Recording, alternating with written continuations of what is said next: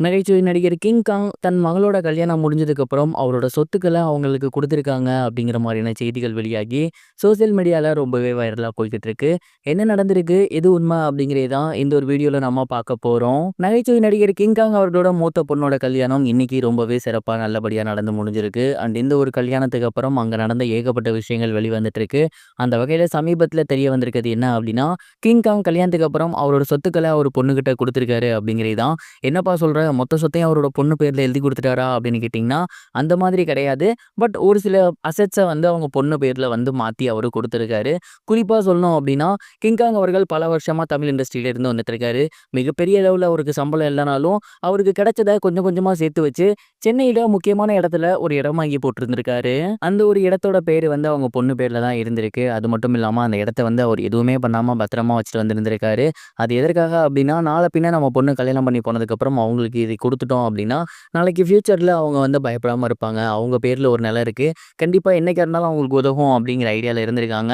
And இந்த ஒரு நிலத்த அவங்க அப்பா வந்து அவருக்கு குடுப்பாங்க அப்படின்னு அவங்க கொஞ்சம் கூட எதிர்பார்க்கவே கிடையாதாமா. கல்யாணம்லாம் நல்லபடியா முடிஞ்சதுக்கப்புறம் அவங்களுக்கு வந்து கிஃப்ட் குடுக்குறது, அது மட்டும் இல்லாம ஒரு சில சம்பிரதாயம் பண்றது இருக்கும் இல்லையா? அந்த மாதிரியான டைம்ல தான் பத்திரத்த வந்து அவரும் அவங்க மருமகன் கையிலயும், அவங்களோட மகள் கையிலயும் குடுத்துருக்காரு. இத பார்த்துட்டு அவங்க பயங்கரமா ஷாக் ஆகி இருந்திருக்காங்க. இல்ல, இல்ல எங்களுக்கு இது வேணாம்.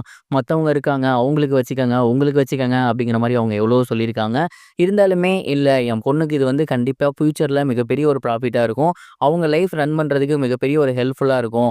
அதனால வந்து இது அவங்க பேர்லயே இருக்கட்டும் அப்படின்னு சொல்லி அவங்க பொண்ணு கையிலயும், மருமகன் கையிலயும் அந்த ஒரு பத்திரத்த குடுத்துருக்காரு. ஸோ அவர் இத்தன வருஷமா சேர்த்து வச்ச ஒரு குறிப்பிட்ட இடத்த மட்டும் தான் அவங்க பொண்ணு பேர்ல குடுத்துருக்காரே தவிர, மத்தபடி அவரோட ஒட்டுமொத்த சொத்துக்களையும் அவரோட பொண்ணு பேர்ல தரல. இந்த விஷயம் தான் இப்போ சோசியல் மீடியால வைரலா போய்க்கிட்டு இருக்கு. நீங்க இத பத்தி என்ன நினைக்கிறீங்க அப்படிங்கிறத மறக்காம கமெண்ட் பாக்ஸ்ல ஷேர் பண்ணுங்க. இது ஒரு புறம் இருக்க, தனுஷ் அவர்களோட நடிப்புல வெளிவந்து மிகப்பெரிய வெற்றி பெற்றிருந்த படமான ராஞ்சனா, தமிழ்ல சொல்லணும் அப்படின்னா அம்பிகாபதி. இந்த படம் 12 வருஷம் கழிச்சு ரிலீஸ் ஆக போகுது அப்படிங்கிற செய்தி சமீபத்தில் வெளியாகி தனுஷ் ரசிகர்களுக்கு மிகப்பெரிய ஒரு ஹாப்பினஸை ஏற்படுத்தியிருக்கு அப்படின்னு தான் சொல்லணும். தனுஷ் அவர்கள் முதல்ல ஹிந்தியில அறிமுகமான படம் தான் ராஞ்சனா. இந்த படத்தை ஆனந்த் எல் ராய் அவர்கள் எடுத்திருந்தாரு. ஏஆர் ரஹ்மான் அவர்கள் இசையமைச்சிருந்தாங்க. இந்த படம் ரசிகர்கள் மத்தியில மிகப்பெரிய ஒரு வரவேற்பு பெற்றிருக்கு. இப்போ வரைக்குமே இந்த படத்துக்குன்னு மிகப்பெரிய ஒரு ரசிகர் கூட்டம் இருக்கு. அந்த அளவுக்கு தனுஷும் சரி, சோனம் கபூரும் சரி அந்த படத்துல வாழ்ந்திருப்பாங்க. அந்த ஒரு படம் பார்த்தீங்கன்னா, ஒரு சில புதிய நவீன தொழில்நுட்ப காட்சிகளோட சேர்த்து அந்த படம் ரிலீஸ் ஆக போகுது. குறிப்பா நெறைய பேருக்கு வந்து கிளைமேக்ஸ் வந்து ரொம்ப ஹார்ட் பிரேக்கிங்கா இருந்துச்சு. தனுஷ் அவர்கள் இறந்துருவாரு. பட் இந்த முறை ரொம்பவே ஒரு நல்ல கிளைமேக்ஸோட அந்த படம் வந்து வரப்போகுது அப்படிங்கிற மாரியும் சொல்றாங்க.